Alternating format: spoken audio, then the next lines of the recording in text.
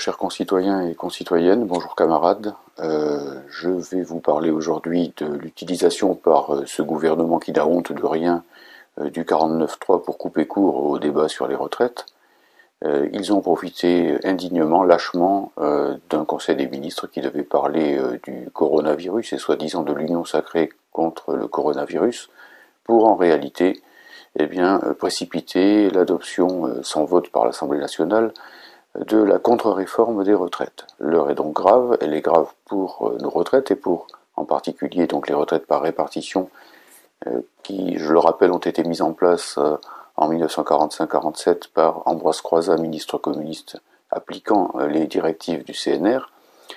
Et elle est grave aussi l'heure pour la démocratie, pour les libertés dans ce pays, si bien qu'on le voit de plus en plus, c'est une seule et même chose que de défendre nos acquis sociaux et que de défendre la démocratie contre un régime de plus en plus fascisant, qui en réalité, sous les ordres de l'Union européenne qui a mis en place une feuille de route extrêmement contraignante, veut pulvériser tout ce qui demeure de notre système social hérité de la résistance pour mettre en place tout ce qui va favoriser la finance et les fonds de pension.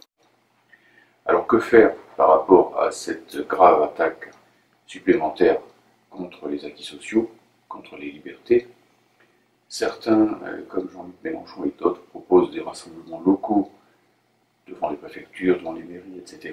Pourquoi pas, effectivement, si le contenu est clair, si il s'agit bien entendu de refuser totalement non seulement la contre-réforme, donc retrait total de la contre-réforme, mais également évidemment tous les faux-semblants type conférence de financement qui permettent seulement à la CFDT de jouer son trouble et son double jeu. Alors là oui, et donc aussi profitons-en pour poser la question au Parti Socialiste, qui lors des municipales se présente comme une alternative de gauche avec ses alliés à Macron et qui en réalité est favorable à la retraite par points. Mais surtout, nous pensons que ça ne suffit pas. Ça ne suffit pas, il faut aujourd'hui aller plus loin que des rassemblements locaux. Il faut relancer, il faut renationaliser ce grand mouvement sur les retraites qui est historique et qui peut encore gagner. Et pour cela, il nous faut, nous le répétons depuis des semaines, nous au PRCF, Pôle de Renaissance communiste en France, il nous faut organiser une grande manifestation unitaire nationale de combat à Paris, si possible près des lieux de pouvoir, comme l'ont fait les Gilets jaunes qui ne se sont pas contentés des défilés rituels type Bastille, République, Nation, une manifestation de combat qui unirait donc les syndicalistes de lutte, les Gilets jaunes qui le souhaiteraient, les organisations progressistes dans leur diversité, y compris les militants politiques, bien évidemment, de manière à ce que tous ensemble, en même temps, nous appelions le peuple de France à se dresser contre la casse définitive du système social mis en place donc par le Front populaire et surtout par les ministres communistes en 1945. C'est le moment, il faut y aller. S'il faut une union sacrée, c'est celle-là, l'union sacrée pour le développement et pour la sauvegarde de notre système social. Bien entendu, il faut aussi une union sacrée contre le coronavirus, puisque le gouvernement tente à mélanger les sujets, mais pas derrière le gouvernement.